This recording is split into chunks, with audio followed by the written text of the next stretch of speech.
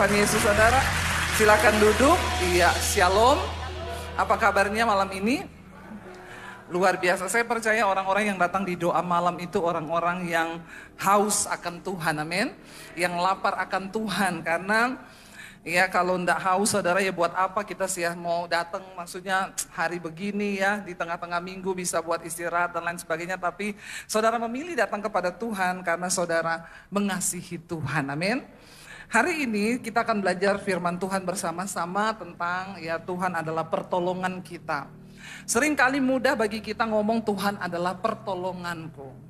Tapi ketika kita menghadapi masalah, berapa banyak yang sungguh-sungguh berharap pada pertolongan Tuhan? Tidak semua orang, saudara. Kita baca dulu bersama Mazmur 121 ayat yang pertama, saudara. Mazmur 121 ayat yang pertama, firman Tuhan berkata di sana apa? Nyanyian siarah, baca bersama 1, 2, 3. Aku melayangkan mataku ke gunung-gunung, dari manakah akan datang pertolonganku? Saudara, Mazmur ini banyak ahli yang beranggapan ditulis oleh Daud. Kalau dilihat dari bahasanya, kata-katanya itu ya tidak jelas memang di sini siapa yang menulisnya, tetapi banyak yang setuju berkata bahwa ini ditulis oleh Raja Daud. Dan kita tahu bersama ya Daud adalah seorang yang mengalami banyak masalah dalam hidupnya. Dia diangkat tinggi oleh Tuhan, tapi dia juga mengalami banyak masalah dalam hidupnya. Orang itu kalau mau diangkat tinggi harus siap menghadapi banyak masalah. Bilang amin yang kencang. Ya, jangan dengar pengajaran-pengajaran palsu. Ikut Yesus enak, ikut Yesus gini, ikut Yesus gitu. Kalau kita mau diangkat tinggi oleh Tuhan, dimuliakan, maka paketnya juga harus siap mengalami banyak. Bilang kanan kirimu, kamu siap nggak alami banyak masalah? Tanya dulu ya, siap? Ya kalau siap ya siap untuk dimuliakan.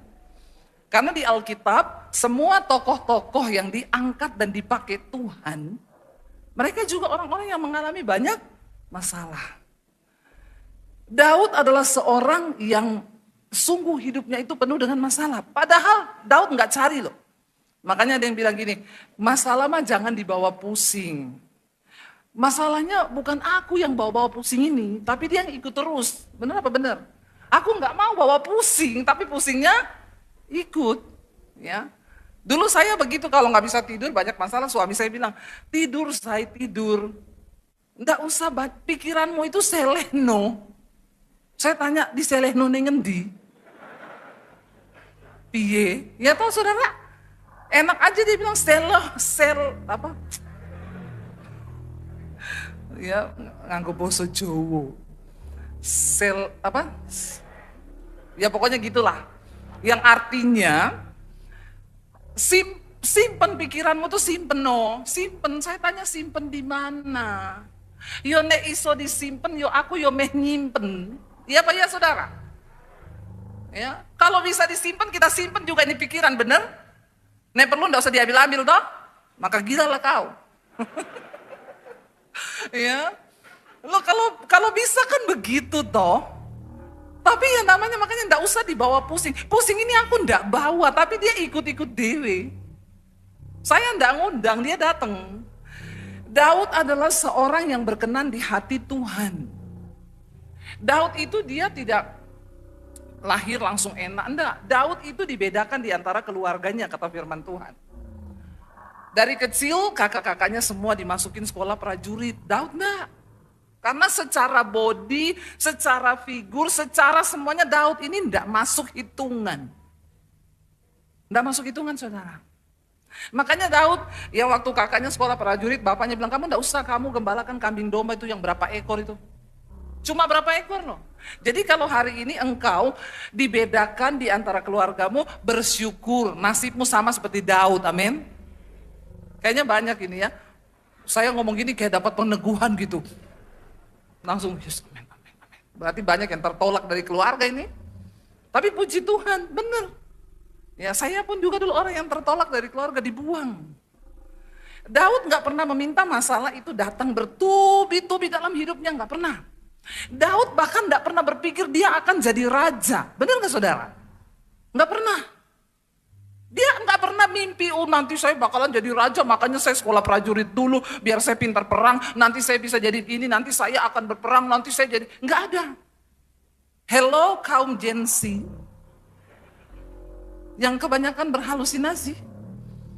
Pengen jadi A, jadi B, jadi C, jadi ini, pengen semua tuh. Jangan gagal fokus. Fokus utama kita itu kejar perkenanan Tuhan. Yang lainnya nggak usah kita pikir. Saya nggak pernah berpikir jadi YouTuber seperti hari ini. Nggak pernah ada pikiran saya itu, nggak pernah. Nggak pernah ada di benak saya, ya tahu-tahu Tuhan itu bawa seperti hari ini. Tapi kita nggak berpikir, saya juga nggak mau. Daud sama. Saudara bisa bayangkan Daud itu dipromosikan, ya waktu kan pertama kali Samuel berkata, nanti Isai anak-anakmu dimandiin semua ya. Nanti besok kamu datang di acara, bawa anakmu laki-laki semua. Nanti aku mau lihat ya anakmu itu ada yang akan diangkat menjadi raja atas Israel menggantikan Raja Saul. Jadi semua anak laki-lakimu bawa, nanti besok aku lihat. Malam itu Isai bilang, besok semua pakai baju bagus, baju prajurit yang keren, dandan yang rapi. Kita akan ketemu Nabi besar dan dia akan mengurapi salah satu kamu menjadi raja. Lalu mungkin Eliab, aku pakai baju yang ungu, ya ini sudah sibuk tuh. Ya, kayak suami saya besok minggu mau khotbah, dia udah sibuk pilih baju tadi. Haleluya. Ya, enggak usah tepuk tangan Pak Michael ya. Kasihan loh suami saya itu tertekan loh kalau disuruh khotbah Pak Michael itu ya. Dia itu kalau diminta jadwalnya 2 tahun harus 2 tahun bookingnya. Ya, kalau saya setahun dia 2 tahun karena ya persiapannya satu khotbah 2 tahun Saudara. Ya, tapi saya bilang bersyukur loh, kamu itu anugerah Tuhan loh. Banyak orang pengen khotbah di GSJS ini banyak. Ya, tapi dia nggak pernah mau. Tapi kalau Tuhan yang suruh kan, iya nggak Saudara? Jadi besok minggu eksklusif untuk GSJS. Suami saya khotbah loh. Ya, tes baju tadi. Begini bagaimana?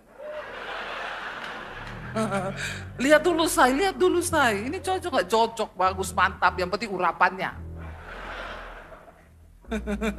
Ya, jadi Daud Saudara, semua kakak-kakaknya udah pakai baju ini. Besok ada salah satu di antara mereka sebagai kandidat raja Israel loh. Itu persiapannya terbagus. Daud itu begini, Pak, aku besok pakai baju apa? Kamu udah masuk hitungan. Besok kakak-kakakmu akan pergi di acara itu, kamu enggak. Kamu ke padang gurun gembalakan kambing domba. Siapa yang suruh kau ikut? Tidak masuk hitungan. Hari ini mungkin kamu nggak masuk hitungan Saudara. Tapi Tuhan suka sama orang-orang yang nggak masuk hitungan. Semua pada nggak masuk hitungan nih. Kok semangat sekali? Iya betul ya. Nggak apa-apa, saya juga dulu begitu. Akhirnya mereka pergi ke acara itu. Saya mau tanya, Daud punya kesempatan nggak untuk terluka hatinya? Dia punya alasan nggak untuk hatinya terluka diperlakukan seperti itu oleh keluarganya? Punya dong. Kalau Gen Z itu udah naik ke apartemen. Ya. Untung Daud itu enggak Saudara. Dia pergi menggembalakan kambing domba. Dia bawa itu kambing sambil nyanyi, lebih baik 1 hari di pelataranmu daripada 1000 hari di matahari. Daud, dia tidak memberikan tempat di hatinya untuk kecewa. Daud pergi bawa. Saya yakin iblis pasti bicara. Papamu itu kayak apa? Kasihan kamu, masa diginiin, masa digituin. Daud ngomong, lebih baik 1 hari. Dia nyanyi Saudara, dia menciptakan banyak lagu-lagu rohani. Lagu-lagu yang kita nyanyikan sekarang itu semua ciptaannya Daud. Semua ciptaannya Daud. Dia pergi menggembalakan kambing domba sampai Samuel datang. Waktu Samuel lihat Isai yang ganteng, tinggi, besar gitu. Ini pasti yang akan diurapi, potongannya raja banget. Ketika Samuel berpikir itu, Tuhan bilang, manusia melihat apa yang di depan mata, tapi aku Tuhan melihat hati. Sesungguhnya aku sudah menolak dia. Lalu Samuel tanya, mana yang kedua lewat? Tuhan bilang bukan. Ketiga lewat, bukan. Sampai habis. Terus dia tanya, sudah ini semua anakmu? Iya. Tapi kenapa nggak ada satupun yang dipilih Tuhan? Isai bilang, ada satu, tapi aduh apalagi itu. Sedangkan ini aja yang memang tampangnya raja, mereka prajurit, kau nggak pilih apalagi itu, enggak. Panggil dia, sebab kita tidak akan duduk makan, memulai acara ini sebelum dia datang. Saudara, orang mau rendahin kita, kita dibedakan seperti apapun. Kalau engkau punya sesuatu dalam dirimu yang menarik hati Tuhan, Tuhan akan cari kau. Tuhan cari dimanapun kau berada. Saya sebenarnya tidak akan fokus di sini, tapi nggak apa-apa kita bawa sedikit dulu tentang penderitaan Daud. Dipanggillah Daud, saudara. Di situ nggak ditulis begini, lalu Daud pulang mandi, dia ganti baju, ya itu tidak diceritakan, tapi saya percaya dia itu tergesa-gesa. Ya pasti pulang ganti baju, tapi mungkin nggak ganteng-ganteng banget, ya cepet-cepet kan datang. Begitu Samuel lihat Daud, Tuhan bicara, inilah orang yang kupilih. Aku berkenan kepadanya sebab manusia melihat apa yang depan mata, tapi aku Tuhan melihat hati. Lalu setelah itu Daud diurapi. Apakah besok langsung jadi raja? Enggak. Diproses dulu, lama prosesnya. Nah akhirnya satu saat Tuhan muliakan Daud ketika apa? Ketika ada seorang raksasa besar dari orang Filistin yang maju menantang barisannya bangsa Israel. Dia tantang setiap hari nggak ada yang berani karena lihat tampangnya aja semua udah takut. Ya pasti matilah lawan orang begini. Lalu Daud disuruh bapaknya bapaknya panggil, Ud. Iya pak, kamu pergi antar bekal ya buat kakakmu yang lagi di medan pertempuran. Ini rantang bawa ya, bawa susu, bawa keju, bawa roti. Tapi kamu jangan deket-deket, antar tok terus pulang. Oke pak, Daud bawa nih rantang nih. Kalau Tuhan mau mengangkat orang itu kadang caranya itu ajaib saudara. Yang enggak pernah ada di pikiranmu, enggak pernah masuk di otak kita, itu Tuhan bisa pakai momen itu. GSJS ini mulai ada pada waktu pandemi. Ya, waktu-waktu yang kita bahkan enggak sangka, enggak tahu, tapi bagianmu itu kejar perkenanan Tuhan, nanti jalan itu Tuhan yang buka. Daud ini cuma bawa rantang ini.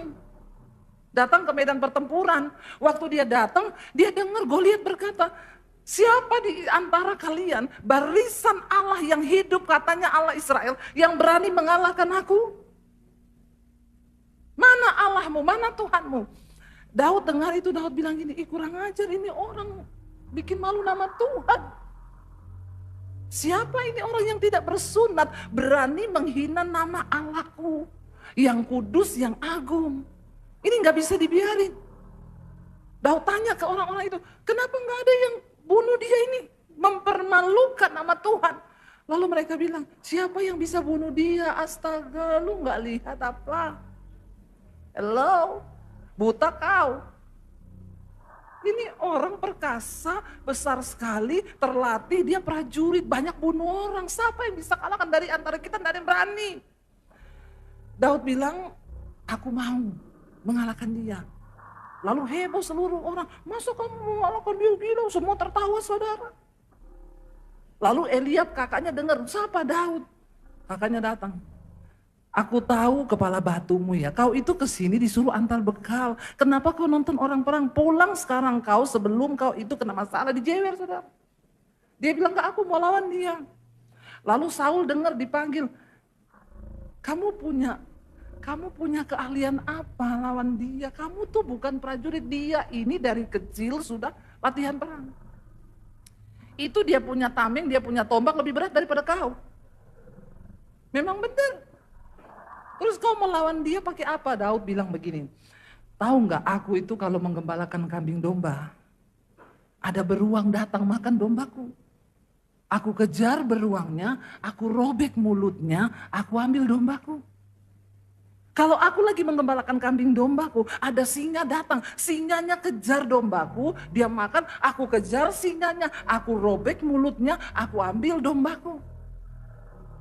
Dan kamu tahu kenapa aku bisa menang menghadapi singa dan beruang? Karena Allahku yang besar, yang menyertai aku, yang memberikan aku kemenangan. Dan Daud bilang, dan aku juga yakin Allah yang sama, yang ada di padang gurun yang menyertai aku, dia juga Allah yang akan memberikan aku kemenangan melawan orang Filistin yang tidak bersunat ini. Aku akan maju. Sebuah keyakinan akan pertolongan Tuhan itu yang membuat Daud berani maju karena dia punya pengalaman pribadi dengan Tuhan. Amin, saudara. Jangan benci sama persoalan. Jangan marah ketika kau direndahkan. Jangan marah ketika kita ini difitnah. Jangan marah ketika kita ini... Saudara, jalani semua itu karena setiap proses itu akan mendatangkan pengalaman pribadi bersama dengan Tuhan. Dan itu yang membuat iman kita kuat. Amin. Menghadapi apapun, saya ingat ketika menghadapi pandemi dulu, saya dan suami gak punya duit, saudara. Yang lain teman-teman kami di pelayan Tuhan masih, saya sih puji Tuhan ya ada dapat gaji dari gereja. Saya di situ baru menyadari kita ini ternyata terlalu berani percaya sama Tuhan. Terlalu berani percaya sampai kita enggak ada gaji toh ini ternyata toh.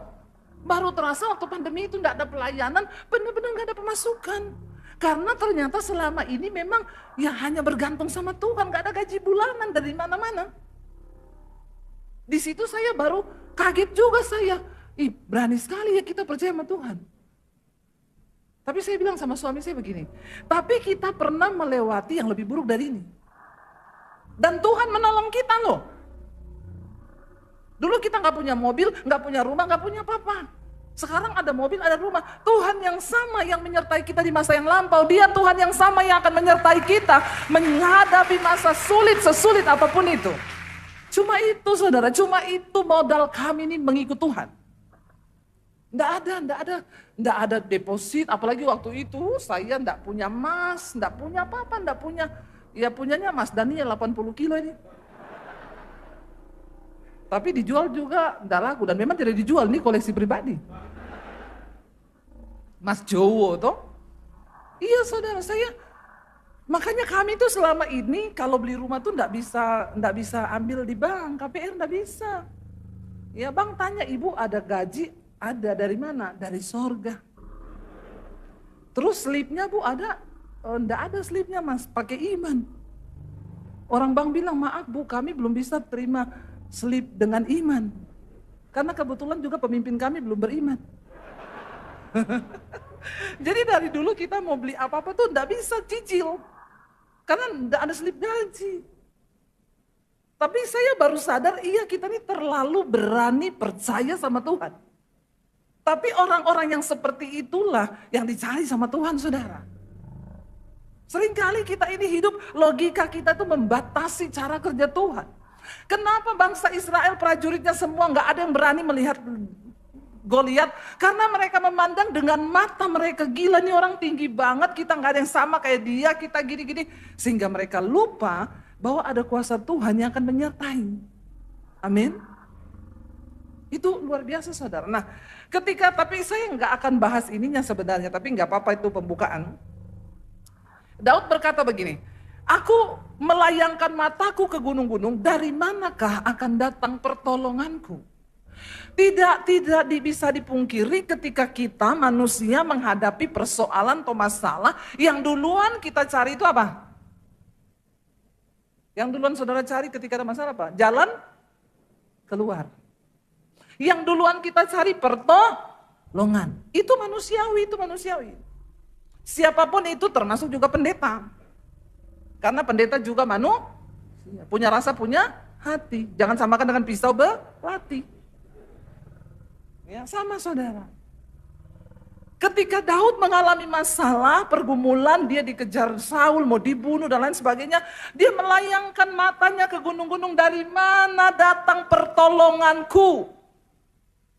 Mungkin hari ini ada di antara saudara yang duduk di kursimu dan engkau berkata, Tuhan, dari mana akan datang pertolonganku? Rasanya mentok, rasanya semua tertutup, rasanya tidak ada pintu yang terbuka, sudah mentok. Dari mana akan datang pertolonganku? Gak mungkin ada pertolongan. Bagaimana caranya? Bahkan mungkin ya Tuhan juga mungkin ada sebagian yang berpikir mungkin Tuhan juga nggak sanggup loh. Piye coba, piye? Kami waktu pandemi bertahan hidup cuma uang 10 juta di tabungan, anak 3 di Jakarta. Tidak ada pemasukan. Kalau saudara jadi saya ketir-ketir enggak? Deg-degan enggak? Bukan cuma deg-degan, deg-degan ser. Tiap hari mulai habis uang, beli makanan, beli ini, kepake 500.000, belum token listrik bunyi. Ya kalau bunyinya lagu suka-sukamu Tuhan, bagus sih saudara. Terhibur kita, mas saya bunyi net, nggak sabaran lagi. Ya, makin kita dekat makin kenceng bunyinya. Makin deg-degan lah kita. Berkurang terus. Dari mana datang pertolongan? Tapi saya dan suami berusaha menenangkan hati, jangan panik. Tuhan yang pernah menolong kita di masa lalu, Dia Tuhan yang sama yang akan menolong kita. Dia tidak pernah berubah, Dia tetap sama. Seringkali iman kita lah yang berubah karena keadaan. Dari mana akan datang pertolonganku? Aku memandang sampai ke gunung-gunung. Hayo, berapa banyak kita sering ketika menghadapi masalah, kita juga bertanya hal yang sama. Dan kita mencari dari mana pertolonganku datang. Sampai udah kepikir nih di otak, telepon mertua, pinjam uang, telepon ini, telepon itu, telepon ini, telepon itu, telepon ini. Saudara, ya saya bicara ini bukan karena saya tidak mengalami. Karena saya mengalami, makanya saya cerita. Makanya jadi orang Kristen tuh jangan jadi Kristen katanya. Kristen yang ngalami Tuhan, amin. Ngalami Tuhan. Saya tadi baca kesaksiannya seorang jemaat mahasiswa doa, Bu. Saya mau bersaksi. Saya ini di tengah kelesuan sekarang ini tidak ada jalan keluar, usaha semuanya rasanya sulit. Saya mau bayar gaji karyawan juga sekarang berat. Belum untuk kehidupan kami sehari-hari, uang saya semakin menipis. Tapi saya mau datang kepada keluarga. Ya saya ingat Ibu Debbie selalu berkata, jangan cari manusia tapi cari Tuhan. Karena biar keluarga juga kalau sudah urusan uang, tidak berkeluarga itu uang, amin. Ya tidak ada hubungan darah antara uangku dan uangmu. Ya Pak ya? Ya uang itu dewe-dewe toh. Tidak ada tali silaturahmi. Ya. Dan saudara lihat uang itu pun makanya gambarnya juga beda-beda. Kalau 100.000 tuh ya ada orang menarik, senang gitu ya. Pahlawannya juga bagus senyumnya. 10.000 mulai marah itu Bapak. Ya, apalagi 2.000 bawa parang. Ya, hati-hati itu memang uang Indonesia ini memang kayaknya memang sudah dipikirkan. Ya toh, bawa parang saudara. Jadi hati-hati ya, suami-suami jangan kau kasih parang terus istrimu. Ya, memang kalau soal uang itu enggak ada. Lalu tuh ibu bilang begini, saya tuh bingung Bu, saya mau minta tolong keluarga. Aduh keluarga itu kalau sudah ngomong uang memang, dan jangan pernah minta tolong keluarga soal uang. Bikin putus hubungan itu. Yang tadinya keluarganya akur gara-gara uang bisa rusak. Ya, apalagi utang nggak bayar. Iya kita ini saudara-saudara tapi urusan uang tidak saudara. Makanya Tuhan Yesus bilang, ya kau jangan mengabdi pada dua Tuhan, pada uang dan pada Allah. Karena uang ini, kalau orang itu memang tidak bertuhan, ya dia beruang. Uangnya itu Tuhannya. Makanya hati-hati saudara. Ya. Apalagi kalau urusan pinjam-meminjam, mending dijauhi. Ya karena itu bikin hancur keluarga itu. Ya banyak yang gini-gini. Pengalaman pribadi kan? Mau bersaksi apa gimana? Maju ayo. Iya kan saudara? Banyak orang begitu. Tadinya ya pinjamnya manis. Ya. Nggak tahu mau lari ke siapa lagi. Cuma wajahmu yang terngiang-ngiang. Orang-orang itu kalau mau utang begitu saudara. Manis sekali kata-katanya. Ingat mukamu. Tapi maaf saya enggak ingat kau. Walaupun kau ingat saya ya. Itu dia bilang, saya mau pinjam ke keluarga, tapi ingat ibu bilang jangan mengandalkan manusia. Dan memang Bu keluarga itu kalau kita bicara uang sudah diam dia. Dan memang jangan saudara. Akhirnya dia bilang dia datang di kaki Tuhan, dia nangis di kaki Tuhan. Tiba-tiba dia bergumul terus dengan Tuhan, Tuhan tolong beri aku jalan keluar. Tiba-tiba dia bilang malam dia tidur, dia mimpi. Angka 25. Tapi ini bukan yang penjudi-penjudi, so tahu ini. Sudah tertawa mereka ini. Penjudi memang ya. Banyak yang tahu nih angka 25 ini apa ini. Saya juga baca kesaksiannya, apa ini maksudnya angka 25 ini? Dia bilang, saya tidak mengerti. Kalau kau tidak mengerti mimpimu, berdoa saja saudara. Saya itu kadang bingung ya, orang SMS, Bu, tolong dong artikan mimpi saya. Dia catat mimpinya banyak, saya baca, saya belum ngerti ini. Besok dia sudah kirim lagi, Bu, saya tadi malam mimpi lagi, Bu. Saya bilang yang pertama aja saya belum tahu artinya, kenapa kau sudah kirim yang kedua? Yang ketiga dia kirim lagi, tadi malam saya lagi mimpi lagi, ini lagi, Bu. Artinya apa? Saya bilang, artinya kau kebanyakan tidur. Makanya mimpimu banyak sekali. Coba kau bangun dan kerja, pasti kau enggak mimpi. Heran orang saudara tiap malam mimpi loh. Emang saudara tiap malam mimpi? Saya itu untung semalam sekali mimpi, itu pun bangun tadi mimpi apa ya, lupa saya mimpi saya. Ini ingat saudara, detil-detilnya ditulis semua. Terus suruh saya artikan, saya bilang saya ini Debbie, suami saya Daniel. Yang mengartikan mimpi itu Daniel. Tapi saya tanya dia juga tidak mengerti saudara. Aduh, kadang-kadang jemaat itu aneh-aneh ya, makanya jangan jadi jemaat yang aneh-aneh. Kalau mimpi didoakan saja, enggak usah tanya, nanti kalau pendetanya salah arti lagi. Ya, oh itu berarti ibu harus pasang kupon nomor 2 nih. Wah tambah makin parah saudara ya. Jadi dia bilang dia bawa dalam doa, apa arti tanggal 25? Besoknya tanggal 24 orang telepon, Bu saya mau lihat tanah. Itu tanah sudah puluhan tahun ditawarkan, diiklankan, tanah almarhum bapaknya enggak laku-laku. Tapi cara Tuhan itu menolong orang yang sungguh-sungguh mengandalkan dia. Kan enggak pernah terpikir saudara. Terus dia bilang, tapi kalau hari ini tanggal 24 kayaknya saya nggak bisa deh Bu. Besok ya, besok tanggal 25 kita ketemuan. Dari situlah saudara terus berlanjut akhirnya transaksi. Ya berarti dia benar mimpinya itu dari Tuhan 25. Ya. Tapi besok yang mau jual tanah nggak usah pura-pura tidur. Terus angka berapa? Angka berapa ya? Nanti muncul 34 dari tanggal 34. Nanti kau bingung sendiri, tidak usah direkayasa. Tuhan itu bekerja dengan caranya masing-masing, amin. Saudara, lalu Daud berkata, dari mana datang pertolonganku? Memang adalah sesuatu yang wajar ketika kita menghadapi masalah, ya kita cari jalan keluar dong, kita cari pertolongan dong. Tapi disinilah kita harus berhati-hati. Karena tidak semua orang itu waktu mengalami masalah mengalami mujizat. Cuma orang-orang tertentu. Nah kita lihat saudara. Bagaimana supaya kita ini bisa mengalami Tuhan, mengalami mujizat.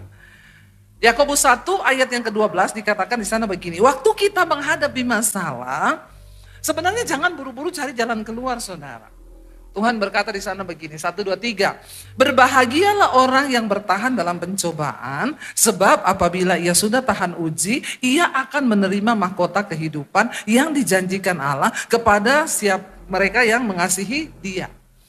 Waktu kita dicobai menghadapi pergumulan, ya berdoa dulu, minta kekuatan untuk bisa bertahan. Karena semua masalah itu ada time limitnya. Ada time limit, jadi kita nggak bisa percepat juga. Ya, tapi kita juga nggak bisa perlama. Semua tergantung dari bagaimana cara kita meresponi sesuai dengan firman Tuhan. Enggak usah dipercepat ya. Minta Tuhan beri aku kekuatan untuk bertahan menghadapi persoalan sulit ini. Apa maksud Tuhan? Jangan dipercepat, jangan diperlambat. Itu kan seperti ujian di sekolah toh. Kalau ujian matematika waktunya lebih lama karena lebih sulit. Lalu kita ngapain ketika kita ini menghadapi pergumulan, menunggu pertolongan Tuhan? Buka Ratapan 3 ayat 25 sampai ayat 26. Ratapan pasal yang ketiga, ayat 25 sampai ayat 26, saudara. 25 dan ayat 26. Ratapan 3 ayat 25 baca bersama. Tuhan adalah baik bagi orang yang berharap kepadanya, bagi jiwa yang mencari Dia adalah apa? Baik, menanti dengan diam pertolongan Tuhan. Adalah baik menanti dengan diam pertolongan Tuhan. Jadi ketika kita ini sedang menanti pertolongan Tuhan, mending banyak, nggak usah curhat sama orang-orang. Nggak usah ya ketemu orang ya cerita ini begini-begini. Menanti dengan diam, duduk di kaki Tuhan. Kenapa? Karena ayat tadi 25 berkata, Tuhan adalah baik bagi siapa? Bagi orang yang berharap kepadanya, bagi jiwa yang mencari Dia. Jadi Tuhan itu baik buat orang-orang tertentu, saudara. Pertolongannya itu dinyatakan buat orang-orang tertentu. Saya selalu bilang kasih Tuhan tidak bersyarat. Kasih Tuhan itu buat semua orang sama. Orang berdosa, orang yang benar, orang kudus, orang fasik. Tuhan mengasihi sama. Nggak ada beda. Tapi berkat Tuhan itu bersyarat. Kasih Tuhan nggak bersyarat. Berkat Tuhan itu bersyarat. Kasih Tuhan itu apa? Alkitab berkata Tuhan itu baik, Dia tidak pilih kasih. Dia menerbitkan matahari bagi orang benar dan bagi orang jahat. Mau dia jahat, mau benar, matahari tetap terbit di rumahnya, amin. Tidak mungkin orang berdosa terus, rumahnya kok gelap ya, oh berdosa itu. Maka kita akan tahu saudara orang berdosa, oh kalau rumahnya gelap itu dosa itu ya. Rumahnya gelap kayak mati lampu. Alkitab berkata Tuhan menurunkan hujan bagi orang baik dan orang jahat. Itu kasih Tuhan. Dia beri napas bagi orang baik dan orang jahat. Malah kayak orang jahat itu oksigennya malah lebih banyak. Ya. Makanya kita kadang bilang itu orang berdosa tapi kok ya kayaknya sehat, mujur. Benar saudara, itu kasih Tuhan. Tidak ada syaratnya. Saudara mau berdosa, saudara mau apa, ya cuma jaga-jaga aja dan tiba-tiba mati. Benar mati itu nggak ada yang tahu loh saudara. Saya kemarin syok, ada satu WL di gereja di Jakarta, tiap hari Minggu saya pelayanan ketemu dia saudara. Nggak ada sakit, sehat. Statusnya di Instagram lari-lari, pokoknya olahraga, ya. Sehat, tiba-tiba dia itu cuma rasa nggak enak badan, lalu pergi refleksi. Ketika refleksi kakinya bengkak, lalu sakit sekali, dibawa ke klinik katanya asam urat. Minggu kemarin masih video call, maaf aku nggak pelayanan, kakiku bengkak. Ini pakai kursi roda karena sakit sekali. Hari Minggu masih video call pagi. Minggu malam tidur, Senin udah nggak bangun. Kemarin dikubur. Nggak ada sakit, nggak ada keluhan apa jantung, apa nggak ada saudara. Matinya itu enak banget lagi, katanya jam 4 subuh, dia ke toilet diantar suaminya, dia bilang sama suaminya, kamu balik tidur lagi, aku duduk di kursi roda aja mau berdoa. Ketiduran di kursi roda, sampai pagi udah meninggal di kursi roda. Lagi doa katanya. Enak tuh matinya, enak tuh. Ya, tapi yang ditinggal tuh syok semuanya, kaget saudara. Makanya mati itu, ya ada orang yang kita pikir sudah umur 79, bentar lagi dia ini di absen nih. Ternyata enggak mati. Ada yang, itu baru 50-an loh ibu itu. Dipanggil Tuhan loh, siapa yang tahu coba hidup ini? Sehat. Kalau di rumah sakit udah sekarat, oksigennya satu-satu kan, ya memang kita doakan Tuhan jadilah kehendakmu toh. Karena memang kasihan juga kalau hidup. Ini enggak apa-apa loh. Tiap minggu WL datang 30 tahun dia sudah pelayanan di gereja. Sebagai WL terus setia saudara. Tapi kan hidup ini enggak ada yang tahu. Kasih Tuhan tidak bersyarat, orang berdosa dikasih hujan, dikasih matahari, dikasih oksigen. Bayangkan kalau Tuhan itu karena kau berdosa, oksigennya satu hidung toh aja ya. Maka kita akan tahu orang berdosa di jalan, berdosa itu setengah mati bernapas ya, oksigennya setengah hidung. Kasihan tuh, tapi enggak tuh. Tuhan tuh sama kasihnya. Tetapi pertolongan Tuhan, berkat Tuhan itu bersyarat. Makanya ayat ini bilang Tuhan adalah baik bagi orang yang Berharap pada mertua. Bukannya? Bagi orang yang berharap pada teman, berharap pada bos. Enggak. Tuhan itu baik bagi orang yang berharap kepada Tuhan, bagi jiwa yang mencari Tuhan. Cari Tuhan saudara. Waktu kau ada masalah, masuk kamar, tutup pintu. Cari Tuhan, amin. Berlutut sama Tuhan, berdoa, cari wajahnya. Enggak peduli seberat apapun persoalanmu, Tuhan itu sanggup membukakan pintu. Tepuk tangan bagi Tuhan. Ibunya yang tadi cerita, dia bahkan udah gak kepikiran tanah bapaknya itu. Karena sudah puluhan tahun diiklankan, gak pernah ada yang nawar, gak pernah ada yang tertarik. Tapi ketika surga bekerja, ketika Tuhan bekerja, karena dia tertarik, dia mencari orang-orang yang mencari dia itu baik kepada orang yang berharap kepadanya, sehingga dikatakan, ya Tuhan menolong saudara. Makanya jangan pernah berhenti berharap kepada Tuhan. Kenapa seringkali kita nggak lihat mujizat? Karena kita berhenti berharap. Ya sudahlah, biarin aja. Yang kedua kita buka bersama saudara Amsal 2 ayat 7. Ayat 7 mulai, Amsal pasal yang kedua. Bagi siapa pertolongan itu disediakan oleh Tuhan? Amsal 2 ayat yang ke-7, firman Tuhan berkata demikian, 1, 2, 3. Ia menyediakan pertolongan bagi orang yang jujur, menjadi perisai bagi orang yang tidak bercela lakunya. Sambil apa? Sambil menjaga jalan keadilan dan memelihara jalan orang-orangnya yang setia. Tuhan itu baik, dia menyediakan pertolongan bagi orang yang jujur, menjadi perisai bagi orang yang tidak bercela lakunya. Kita harus mencapai kemenangan di dalam iman sampai pada garis yang terakhir saudara. Di dalam kitab Wahyu pasal 21 ayat yang ke-7 firman Tuhan berkata begini. Wahyu 21 ayat yang ke-7 saudara. Barang siapa menang, ia akan apa? Memperoleh semuanya ini, dan aku akan menjadi Allahnya dan dia akan menjadi anakku. Sebagai orang percaya kepada Tuhan, kita harus terus melangkah di hidup ini, baik kita kaya, baik kita miskin, kita butuh kekuatan Tuhan supaya sampai pada garis akhir kita menjadi pemenang. Jadi nggak ada hubungannya sama miskin atau kaya.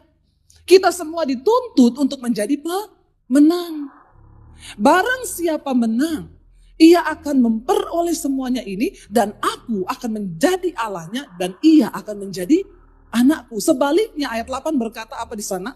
Ayat yang ke-8 firman Tuhan berkata, baca sama-sama. Tetapi orang-orang penakut, orang-orang yang tidak percaya, orang-orang keji, orang-orang pembunuh, orang-orang sundal, tukang-tukang sihir, penyembah-penyembah berhala, dan semua pendusta, mereka akan mendapat bagian di dalam lautan yang menyala-nyala oleh api belerang. Inilah kematian yang kedua. Kenapa kita butuh kekuatan Tuhan?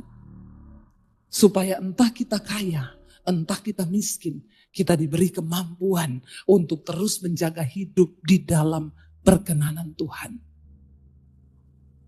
Kita harus mencapai garis kemenangan. Kita harus mencapai garis finish sampai pada akhirnya. Jangan pernah meninggalkan Tuhan apapun keadaanmu.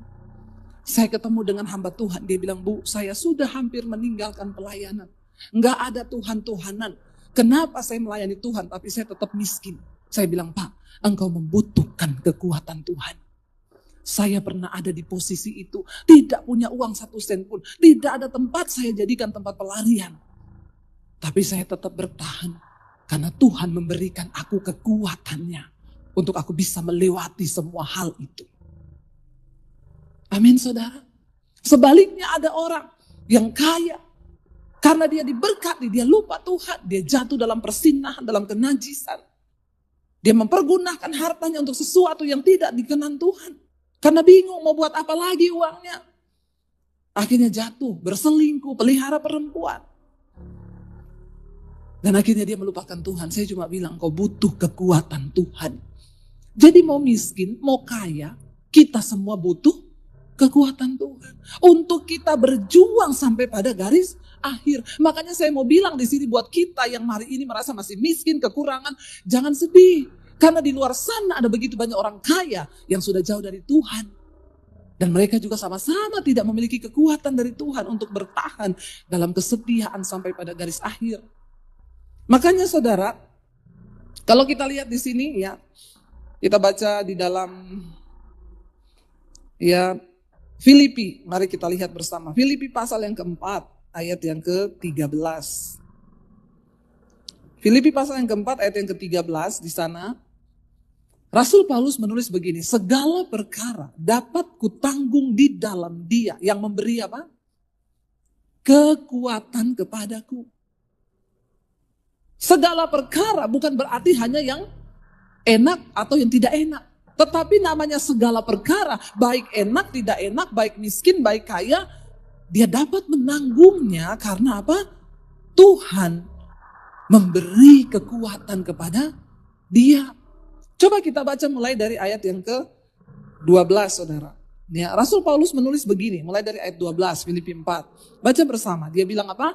Aku tahu apa itu kekurangan.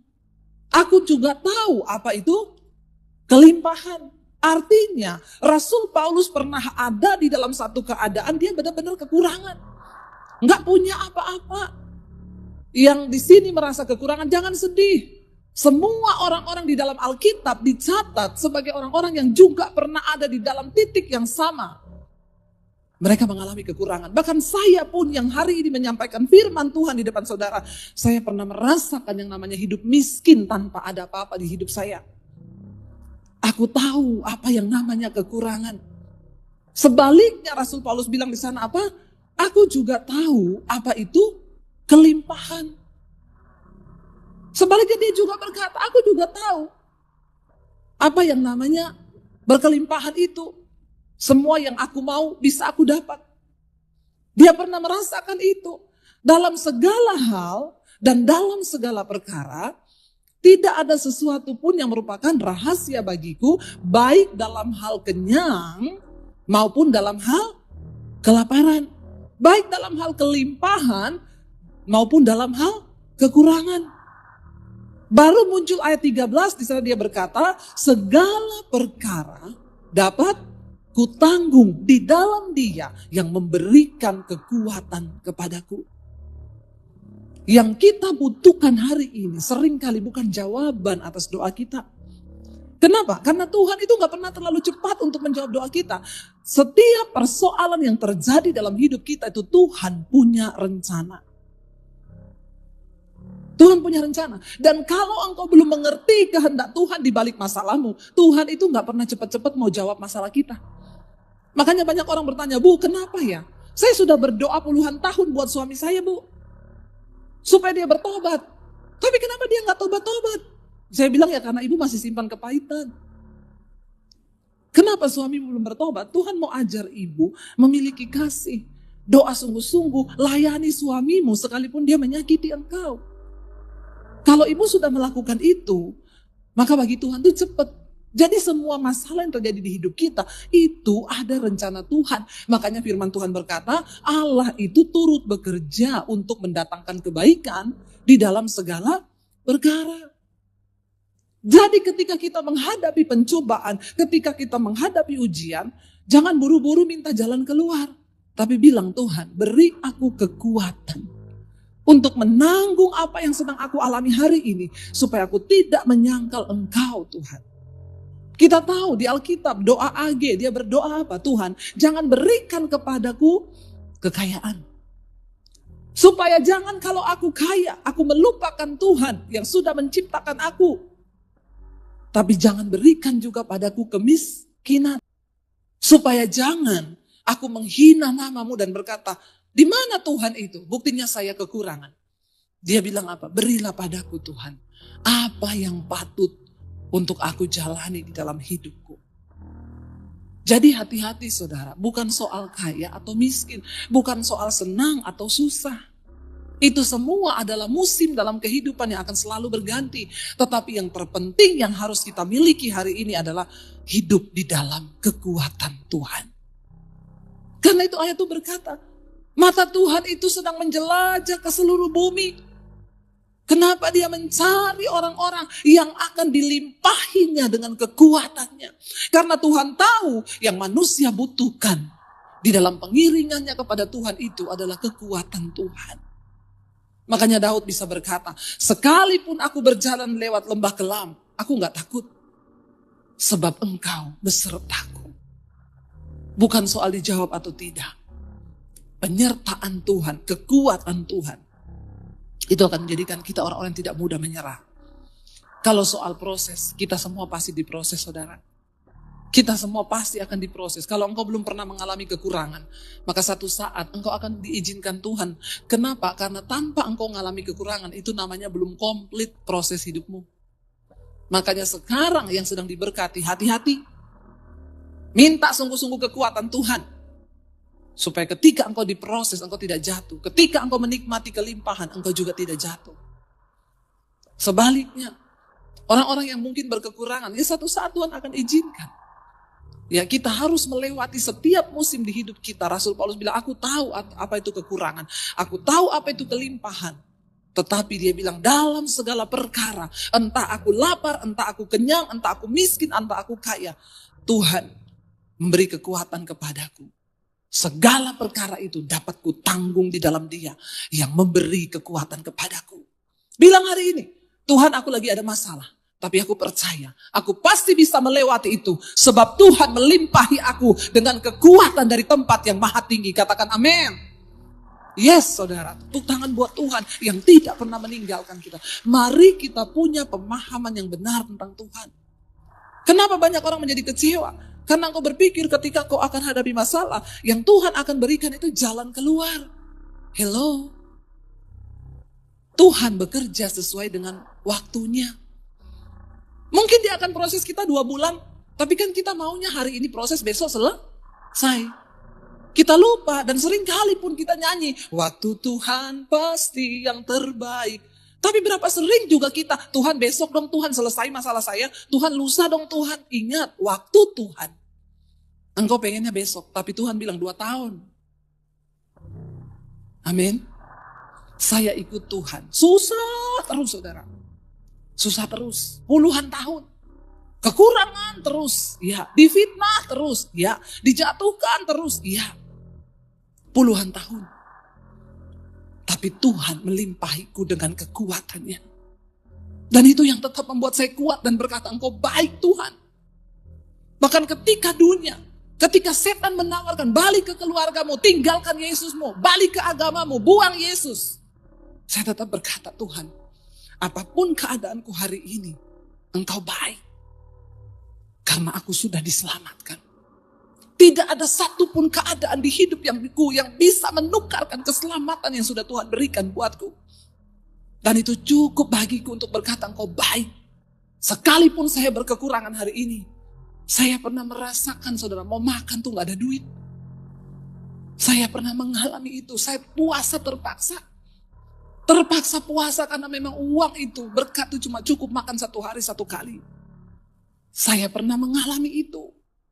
Kenapa sampai hari ini saya tetap kuat bertahan? Semata-mata cuma karena kekuatan dari Tuhan. Air mata tiap hari. Saya tidak akan pernah izinkan iblis untuk mengintimidasi saya. Dan membuat saya menyesal kenapa saya ikut Yesus. Saya cuma tahu satu hal. Semua yang engkau izinkan terjadi itu Tuhan mendatangkan kebaikan. Mungkin karena dulu karakter saya terlalu rusak. Mungkin karena dulu saya terlalu banyak dosa, makanya prosesnya itu lama. Tuhan bersihkan sehari satu-satu, dibersihkan ranting-ranting yang busuk, ranting-ranting yang kering itu dibuang. Dan itu tidak gampang. Cuma kekuatan Tuhan yang memampukan saya bertahan. Apakah saya nggak disertai Tuhan? Saya disertai Tuhan. Apa ketika saya berkekurangan, saya nggak disertai Tuhan? Mungkin orang, keluarga saya yang melihat saya berkata, syukur, siapa suruh ikut Yesus. Tapi saya mengerti, Tuhan sedang mempersiapkan saya. Dan tidak ada pilihan lain selain ikut menjalani proses Tuhan itu. Biarkan orang lain yang gak tahu berbicara. Biarkan orang-orang yang gak ngerti rencana Tuhan menghina. Biarkan saudara. Yang terpenting engkau mengerti tujuan Tuhan atas hidupmu, dan itu cukup. Ya, ketika Tuhan berfirman kepada manusia, Tuhan bilang apa? Ya, semua pohon dalam taman ini boleh kau makan buahnya dengan bebas. Itu komunikasinya Tuhan kepada manusia. Semua pohon di taman ini boleh kau makan buahnya dengan bebas, kecuali pohon ya pengetahuan yang baik dan yang jahat. Tapi ketika iblis datang, ya dikatakan, adapun ular itu paling cerdik dari segala binatang di darat yang dijadikan oleh Tuhan. Ular itu berkata kepada perempuan itu, tentulah Allah berfirman, semua pohon dalam taman ini jangan kau makan buahnya. Kita lihat di sini, pertama kali setan menipu manusia itu, dia merusak komunikasi Allah dengan manusia. Itu liciknya setan. Pertama kali saudara, dia tahu, karena ketika komunikasi itu rusak, maka sebuah hubungan itu pasti rusak. Dan benar terjadi kerusakan hubungan manusia dengan Allah terpisah gara-gara Tuhan membohongi dan memutarbalikkan komunikasi antara Allah dengan manusia. Ya, hati-hati saudara. Iblis tahu sebuah hubungan itu dibangun di atas dasar komunikasi yang sehat. Kalau komunikasi putus, ya ibarat jalan tol. Ya jalan putus, ya udah kita berhenti di situ. Jangankan berkat Tuhan, jangankan anugerah Tuhan, ya kita tidak akan mungkin melihat ya hal-hal yang luar biasa dari Tuhan dalam hidup kita. Kita buka dulu bersama Amsal 25 ayat yang ke-11 saudara. Amsal 25 ayat yang ke-11 ya, kita baca bersama, dan ayat yang ke-12 lah ya. Baca bersama 1 2 3. Perkataan yang diucapkan tepat pada waktunya adalah seperti buah apel emas di pinggan perak. 12. Teguran orang yang bijak adalah seperti cincin emas dan hiasan kencana untuk telinga yang mendengar. Ya, di sini ada dua hal, perkataan dan teguran. Di dalam komunikasi itu ada unsur perkataan, nasihat, ada teguran. Ya, dikatakan di sini bahwa perkataan yang diucapkan tepat pada waktunya adalah seperti buah apel emas di pinggan perak.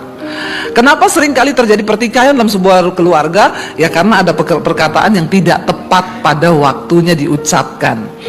Ya, amin ibu-ibu, amin bapak-bapak. Ya, kalau belum tanggal gajian, ibu-ibu nggak usah dulu ngomong soal uang ya, karena itu tidak tepat waktu. Ya, bisa menyulut emosi ya.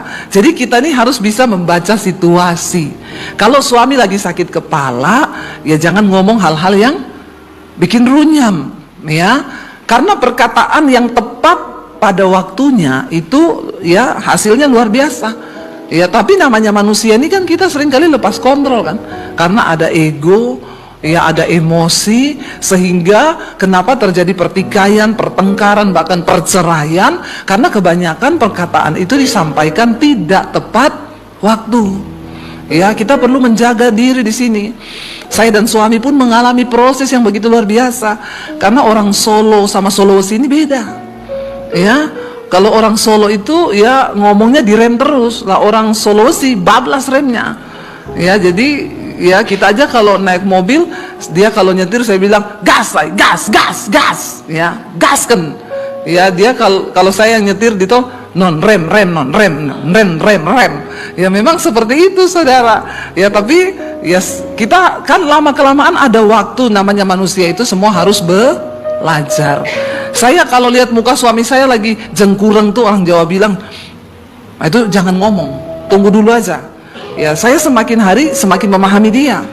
Ya, nanti kalau dia, ya karena dia kalau begini tuh lapar. Ya, nah kalau dia begini, coba saudara ngomong apapun tuh salah. Ya, itu pasti ribut karena dia lagi lapar. Nah, orang lapar tuh kan mudah emosi. Ya, jadi harus pintar-pintar membaca situasi saudara. Ya, kalau dia lagi ada masalah, jangan. Ya, ada banyak persoalan dalam rumah tangga ini yang harus kita komunikasikan. Tapi bagaimana menjaga komunikasi yang baik dalam keluarga? Nomor satu, perhatikan waktu untuk bicara. Terutama ibu-ibu ini yang sering kebablasan remnya. Amin ibu-ibu. Saya juga ibu-ibu. Ya, jadi saya ngomong ini karena saya tahu. Kita lebih Google Map dari Google Map toh. Lebih satelit dari satelit kan. Jadi kita ini perlu belajar ya. Karena perkataan yang diucapkan tepat pada waktunya itu seperti buah apel emas ya di pinggan perak. Apel emas itu berharga nggak? Berapa gram itu coba? Ya, tapi Alkitab ngomong loh. Ya, kalau kita bicara tepat pada waktunya, itu pertama kunci kemenangan, kunci berkat dalam sebuah keluarga. Ayo tepat waktu. Tunggu waktu yang tepat, ajak suami bicara. Namanya masalah itu pasti ada dalam rumah tangga. Ya, masalah kita, masalah keluarga besar kita. Kita ini kan juga punya keluarga besar yang sering bikin ribut dalam keluarga kita, dalam rumah tangga kita. Persoalan mertua, persoalan ipar, persoalan kakak adik kita itu tuh bikin, kalau kita nggak tepat waktu dan salah cara komunikasinya, itu bahaya saudara. Sebuah hubungan dibangun berdasarkan komunikasi ya. Jadi kalau komunikasi rusak, maka rusak juga sebuah hubungan ya. Saya belajar saudara, dulu kami ini kalau soal komunikasi ya, kami inilah yang paling diproses Tuhan berdua ya, karena tidak mudah ternyata orang Solo menikah dengan soloist itu tidak gampang. Dari awal pernikahan komunikasi kami sudah rusak ya, sangat rusak. Kenapa saudara? Selalu salah paham ya. Suami saya itu salah paham. Saya ngomong nadanya tinggi, dia pikir saya marah ya. Selalu ketika saya ngomong, ayo Jo makan, dia bilang, nggak usah nesu. Lah, saya ini padahal niatnya tuh baik, ngajak dia makan, tapi nadanya tinggi, nada orang Sulawesi. Ya, ayo mangan. Ya, dia tuh lihat saya, mbok ojo nesu toh. Saya bilang, aku ini nggak nesu loh. Lah itu nadamu nesu, ora. Malah jadi nesu. Karena ya komunikasi kami ini dari awal itu, aduh saya tuh stres dengan urusan komunikasi antara kita berdua. Sampai saya selalu dibilang, mbok belajar ngomong itu yang enak. Saya bilang, gimana belajar ngomong yang enak gimana? Nek ngomong itu nada belakangnya turun. Saya bilang orang Sulawesi kalau ngomong nada belakangnya, coba saudara bayangkan jadi saya, apa enggak stres? Ya, saya dari kecil kalau ngomong nada belakangnya naik. Nikah sama suami orang Solo, disuruh belajar nada belakangnya susah enggak? Auzubillahi minasyaitonirrahmanirrahim. Susah saudara. Jadi saya tuh kadang harus mengingat-ingat kalau ngomong sama dia, ya, mau ngajak makan, Jo, makan, turun langsung, ya. Tapi akhirnya ya saya berusaha untuk belajar, ya, sampai kadang juga omongannya jadi, gimana say, kita mau pergi ndak? Kok jatuhnya kayak horor ya? Jatuhnya kayak kuntilanak gitu. Ya tapi ya kami belajar saudara. Bayangkan kita ini disatukan. Urusan komunikasi dulu tuh udah, aduh saya tuh kadang stres loh. Benar-benar stres, saya ndak marah dipikir marah terus. Saudara emosi ndak? Emosi loh, saya tuh ndak marah loh, tulus loh. Sampai sekarang pun kadang masih keceplosan. Ya, orang ndak marah, ndak ada angin, ndak ada badai, dituduh emosi. Coba ya, sudah sebegitunya saya berusaha, tapi ya tetap aja. Jadi sampai satu saat saya stres, saya bilang, nah kamu tuh kenapa ndak nikah sama orang Jawa aja toh? Kalau memang masalah bahasa selalu jadi masalah. Ya siapa suruh kamu nikah sama Debbie Basir? Coba nikah sama Sri Rezeki. Nah itu kan urusannya beda. Tiap hari, Mas, ya, monggo Mas. Kok horor saudara ya? Tapi ya kita belajar memaklumi itu, akhirnya ya puji Tuhan sih sekarang suami saya mulai mengerti. Ya waktu dia penuntut saya dengan komunikasi seperti itu, saya juga coba tuntut dia. Coba kamu sekarang, ya saya tuntut, kamu ngomong coba nada belakangnya tinggi. Coba, nggak bisa dia. Orang dia aja kalau marah sama anak ya, saya bilang marah, saya marah. Ini udah marah.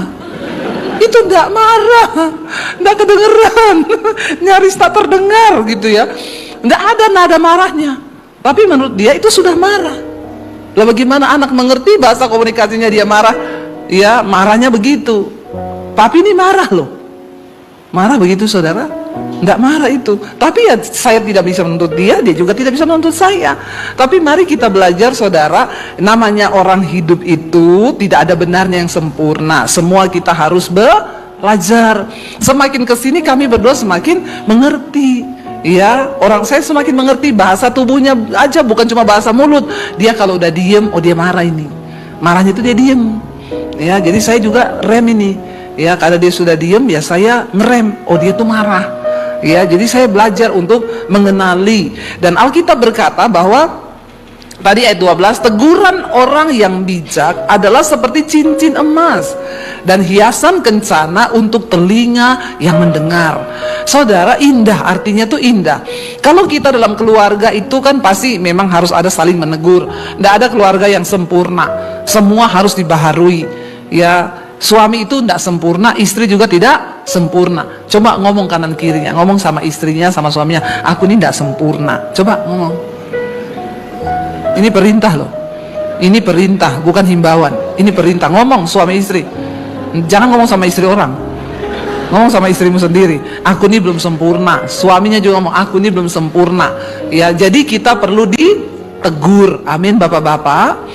Nah, karena bapak-bapak itu kadang harga dirinya agak tinggi, tidak bisa ditegur. Pokoknya semua benar sendiri, maunya menang sendiri, selalu menganggap istri itu tidak ada apa-apanya. Ya, ada suami yang ngomong ke istrinya, pokoknya kamu tidak usah ikut-ikut urusan bisnisku, kamu tuh ngertinya di dapur. Jangan salah suami, istri itu juga punya kepekaan dari Tuhan. Ajaklah istrimu berunding. Saya melihat suami-suami yang melibatkan istri, yang ngajak istri terlibat dan mau menerima masukan dari istri, itu suami-suami yang sukses. Bapak-bapak ini nggak ada yang amin loh. Malah menatap saya dengan wajah yang aneh begitu. Bertobat kau ya. Ya, bilang amin dong. Ya, karena ketika kita ini disatukan Tuhan, percayalah saudara, dalam pernikahan itu, saya tuh kemarin bimbingan pranikah. Ada orang yang minta bimbingan pranikah saudara. Lalu saya tanya sama kedua ini. Pertanyaan pertama yang harus ditanyakan kepada orang mau menikah, apa tujuanmu menikah? Dan rata-rata orang yang mau menikah tidak tahu kenapa dia mau menikah. Lah kemarin saya tanya, kenapa kamu mau nikah? Kaget dia. Hah? Ya saya juga tidak tahu. Mengerikan tidak saudara? Bayangkan ya, orang tidak mengerti tujuan kenapa dia menikah. Jangan-jangan di sini bapak-bapak juga saya tanya kenapa menikah tidak tahu. Ngeri ya. Dari sini saya tahu dan saya belajar betapa pentingnya bimbingan pranikah itu dalam gereja. Pertanyaan pertama, ya, kenapa kamu mau menikah? Nggak tahu. Saya bilang, kamu bayangkan ya, kamu mau pergi ke satu tempat, tapi kamu nggak tahu tujuannya. Kamu ngapain? Ya muter-muter toh. Masa mau pergi nggak ada tujuan? Mau buka map itu mau kemana kita? Nggak tahu. Lalu ketika masuk dalam pernikahan, mau dibawa kemana? Ada lagunya, mau dibawa kemana hubungan kita, ya enggak? Ya, mau dibawa kemana? Sedangkan tujuan aja tidak tahu. Ya, kenapa Tuhan itu mau kita itu menikah? Ya karena Alkitab bilang nggak baik kalau kita ini seorang diri. Ya, pria-pria tidak baik. Makanya diberi seorang penolong. Kau harus tahu bahwa istri itu diberi kepadamu itu sebagai seorang penolong. Jadi libatkan istri agar bisa menolong. Istri-istri juga harus punya hubungan yang dekat dengan Tuhan, supaya kau bisa menjadi penolong, bukan perong. Amin.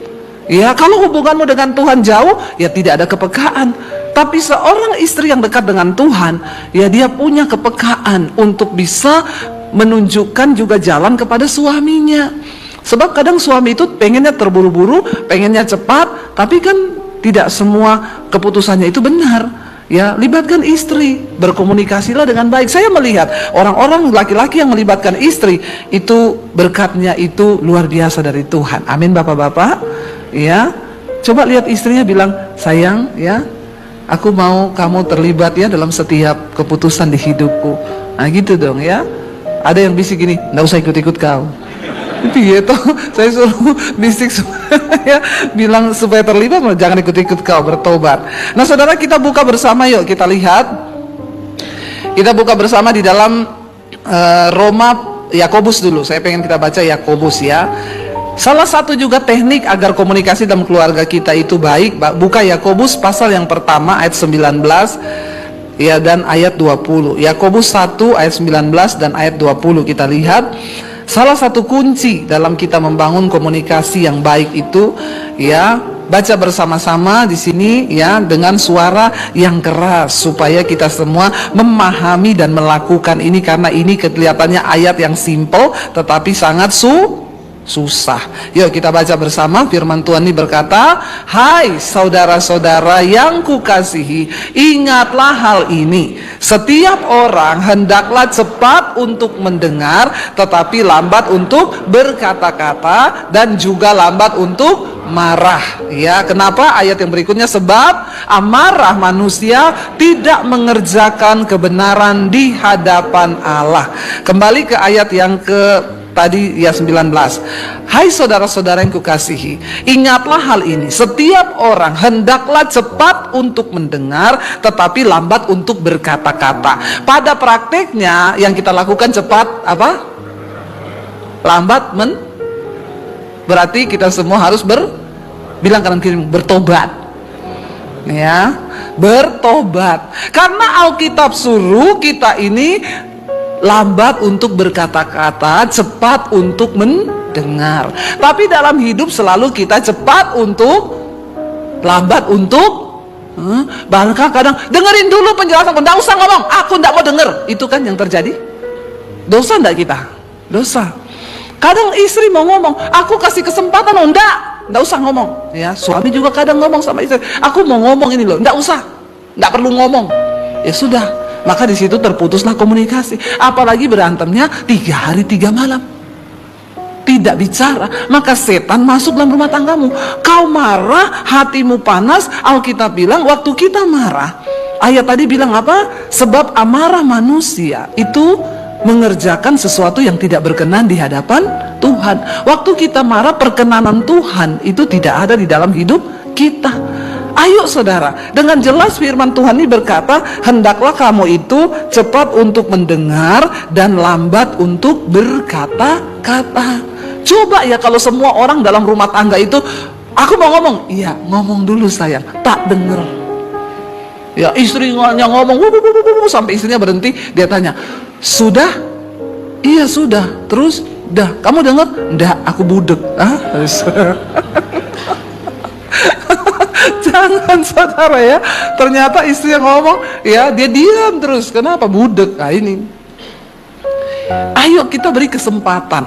Kalau kita semua coba bayangkan, kalau udah mau ribut nih ya, terus tiba-tiba kamu dulu ngomong, enggak kamu dulu, enggak kamu, jadi marah nggak? Nggak jadi, ya. Tapi kita ini dalam prakteknya selalu cepat untuk berkata-kata. Memang makanya mulut ini perlu direm. Hati-hati loh saudara. Ada pepatah yang berkata, karena mulut badan binasa. Banyak orang akhirnya mati, ya bahkan terbunuh juga gara-gara perkataan mulut. Apa yang kau ucapkan itu yang akan terjadi. Makanya berhati-hati dengan mulut. Beri waktu untuk mendengar. Ya, lebih baik cepat untuk mendengar, lambat untuk berkata-kata, dan juga lambat untuk marah. Ini memang teknik komunikasi yang sangat luar biasa. Ya, mendengar, berkata-kata, marah ini memang satu paket nih. Ya, kebanyakan orang cepat mendengar, cepat ya marah, tidak mau mendengar, akhirnya ya kepahitan berujung pada ya luka batin, akhirnya bubar sebuah hubungan. Bayangkan saudara, kalau komunikasi dalam keluarga itu sudah rusak, ya anak-anak kita juga pasti akan melihat orang tuanya ini kok seperti apa, lalu mereka itu hidup di dalam tidak ada damai sejahtera, mereka mencari di luar. Tapi ketika saya itu sudah melihat loh, kalau orang tua itu di dalam rumah tangganya akur, komunikasinya bagus, anak-anaknya juga pertumbuhan emosionalnya juga bagus. Tapi kalau orang tuanya diam-diaman berantem, itu anak-anak juga saudara jiwanya sakit, maka pasti mereka akan jatuh dalam pergaulan-pergaulan yang tidak benar. Nah ayat ini berkata, ayo kita belajar untuk apa? Lambat berkata-kata, tapi cepat untuk mendengar. Orang yang cepat untuk mendengar artinya memberi waktu kepada pasangannya, kepada anak, kepada orang lain. Kita ini harus loh membangun komunikasi yang sehat. Saya pengen kita buka Roma pasal yang ke-15 yuk. Kita buka Roma pasal yang ke-15 ayat yang ke-5, dikatakan di sana saudara, Ya. Ayat yang kelima, semoga apa? Allah yang adalah sumber ketekunan dan penghiburan mengaruniakan kerukunan kepada kamu sesuai dengan kehendak Kristus. Jadi semoga Allah yang adalah sumber ketekunan dan penghiburan mengaruniakan kerukunan kepada kamu sesuai dengan kehendak Kristus. Jadi siapa sumber dari ketekunan dan penghiburan itu? Allah. Nah, kalau kita ini dalam keluarga mau komunikasi kita sehat, maka kita harus melekat pada sumbernya. Saudara nggak mungkin membangun komunikasi yang sehat dalam keluarga kalau hubunganmu dengan Tuhan saja tidak benar. Kalau seseorang hubungannya dengan Tuhan itu rusak, maka pasti hubungannya dengan sesama juga rusak. Ya, tapi kalau orang itu melekat pada sumber itu sendiri, maka dia menerima sesuatu yang baik dari sumber itu. Ya, istri yang takut Tuhan, yang hidup dekat dengan Tuhan, itu tidak akan menjadi sumber kegaduhan di dalam keluarga. Suami yang melekat pada Tuhan, yang hidup takut Tuhan, yang mencintai firman Tuhan, juga akan menjadi sumber berkat di dalam keluarga. Tapi sebaliknya, kalau hubungan kita dengan Tuhan itu rusak, istri tidak dekat dengan Tuhan, itu pasti istri ini menjadi sumber bencana dalam keluarga. Ya, karena sakit jiwa pasti. Ya, orang itu jiwanya bisa dipulihkan kalau kita dekat dengan Tuhan. Jadi istri itu tidak baper, koper, bagasi. Iya kan? Ya, apa itu baper? Bawa perasaan. Koper, korban perasaan. Kalau jadi baper, koper, bawa perasaan, korban perasaan, jadinya bagasi. Bahagia enggak, sedih iya. Amin. Ya, jadi ingat-ingat itu. Ya, bahaya ini saudara. Kalau kita jauh dari Tuhan, tidak melekat pada sumber, yaitu dikit-dikit baper. Suami ngomongnya A, kita nangkapnya Z. Ya, karena memang kita lagi sakit jiwa, karena tidak melekat kepada Tuhan. Apa-apa dikit baper. Dulu saya begitu tuh. Ya, suami ngomongnya siapa, saya nangkapnya siapa. Saya bisa tersinggung sama ipar, saya berantem sama suami. Padahal saya marahnya sama ipar saya. Ya, dan belum tentu memang seperti itu, padahal karena sayanya sendiri yang yaitu tadi baper, jadi koper, korban perasaan, terus-terusan merasa aku nih korban. Orang itu kalau sudah mentalnya korban, bahaya loh saudara.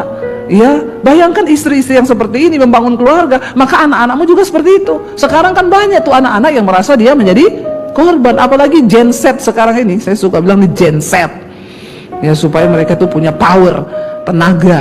Ya, Gen Z sekarang ini paling riskan saudara, karena merasa terus-terusan korban. Nggak tahu apa yang salah. Gen Z sekarang ini, generasi sekarang dibesarkan dengan media sosial. Ya, tidak dengan firman. Jadi imannya ya gampang melempem. Banyak yang menjadi korban. Apalagi lihat papa mamanya nggak akur, ya sudahlah. Ya, dia curhat. Anak saya itu loh, dikit-dikit ngomong sama saya, tuh loh mam, temenku jam 1 malam nelpon mau curhat, katanya besok mau cari psikiater. Saya bilang sakit jiwa apa lagi temenmu itu? Nggak tahu. Ya, tapi memang sih orang tuanya nggak akur. Ya, jadi anak saya jadi tempat pelampiasan. Dengerin dong curhatku sebelum saya ke psikiater besok. Ya, kata psikiater saya ini sakit jiwa sudah stadium akhir. Ya, cuma yang anehnya saya bilang sama anak saya, kamu suruh mereka tuh ke Tuhan. Anak saya bilang, kamu tuh ke Tuhan. Aku juga kadang-kadang sumpek, tapi aku dengar lagu rohani, udah nangis, udah selesai. Ya, jawabannya apa tahu nggak teman-temannya? Kayaknya Tuhan nggak bisa tolong deh kalau yang satu ini.